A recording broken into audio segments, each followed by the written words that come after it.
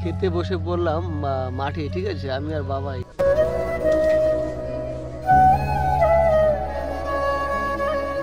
তো গাইস দেখো, আমার পুচকে সোনাটাকে অনেকদিন বাদে বের করলাম, ঠিক আছে, একে তো চালানোই হয় না খুব একটা।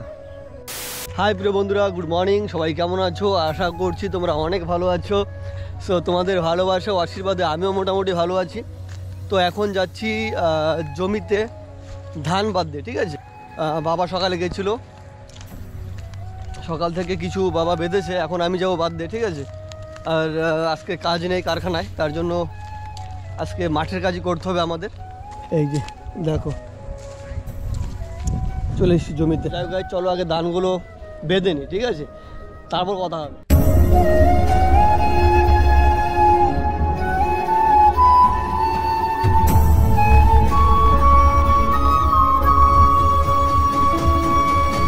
তো গাইস, মা বাড়ি থেকে খাবার নিয়ে চলে এসছে মাঠে, ঠিক আছে।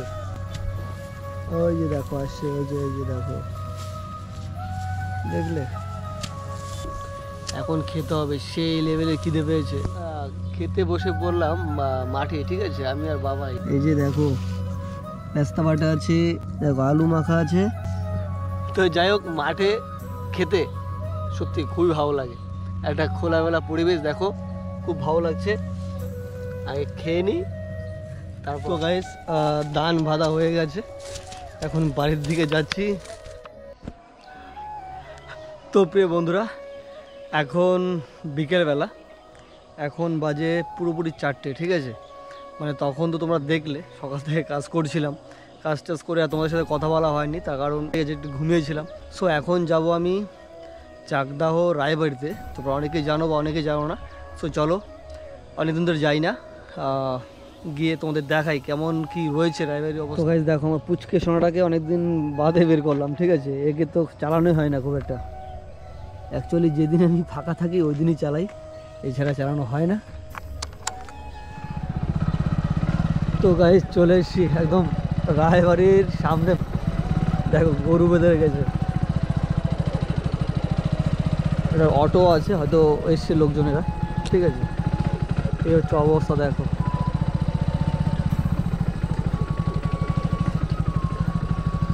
এই হচ্ছে একদম সামনে। আস্তে আস্তে আস্তে আস্তে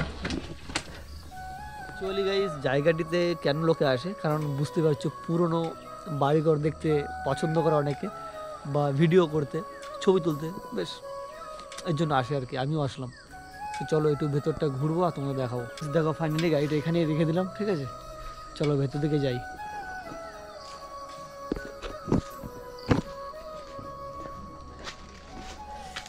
দেখো হচ্ছে রায়বাড়ির এখন বর্তমান অবস্থা। গ্রামের লোকজনেরা দেখো ঘুঁটে দিয়ে রেখেছে, ঠিক আছে। ছাদের অবস্থা দেখো, পুরো একদম ভেঙে গেছে ছাদ। আমি তো যারা আসবে এখানে, তাদের উদ্দেশ্যে একটাই কথা বলবো, যারা আসছো খুব সাবধান, ছাদের দিকে ওঠার চেষ্টাই করো না।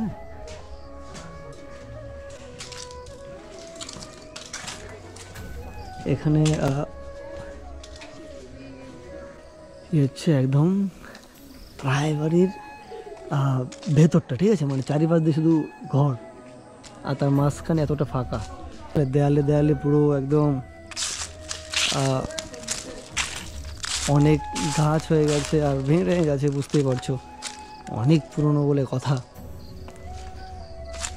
ইটগুলো দেখো, তাহলে বুঝতে পারবে।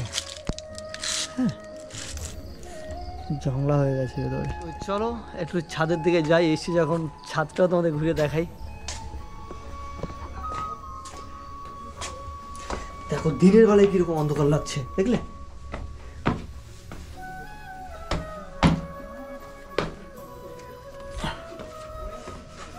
এই যে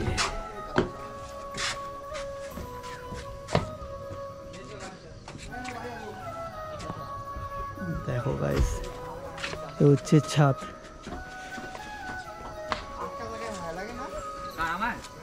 দেখলে এই যে দেখতে পাচ্ছ, এটা কিন্তু ছাদ ছিল, পুরো ভেঙে গেছে। এটা পুরোপুরি ভেঙে নিচে পড়ে গেছে।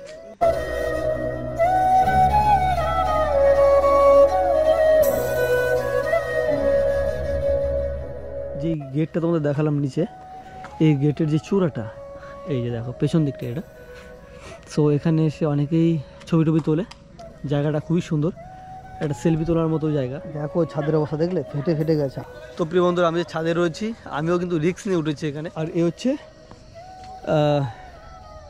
রায়বাড়ির এই যে পুকুর, আর পুকুর থেকে তাল গাছের দৃশ্যটা দেখো কি সুন্দর লাগছে। এখানে 3, 6, 7, 8, 9টা তাল গাছ আছে, খুবই সুন্দর লাগছে দেখতে। হ্যাঁ, অবশ্যই ওইদিকেও যাবো, চলো। দুটো ঘাট আছে এই পুকুরের, একটা ওই দিক দিয়ে ছিল, ওইদিকে যাইনি।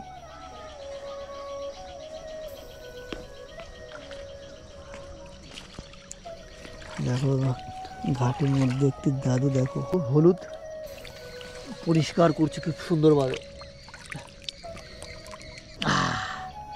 তো এখন বসে আছি রায়বাড়ির একদম ঘাটে, পুকুরের ঘাটে। হ্যাঁ, গামছা নিয়ে আসলে স্নান করা যেত। তো জায়গায় আজকে কোথাও যাবো না, একদম সোজা বাড়িতে। সো আজকের মতো ব্লগটি শেষ করছি রায়বাড়ির ঘাটে। সো দেখা হচ্ছে খুব শীঘ্রই নতুন কোনো লাইফস্টাইল ব্লগে। সো সবাই ভালো থেকো, সুস্থ থেকো, টাটা।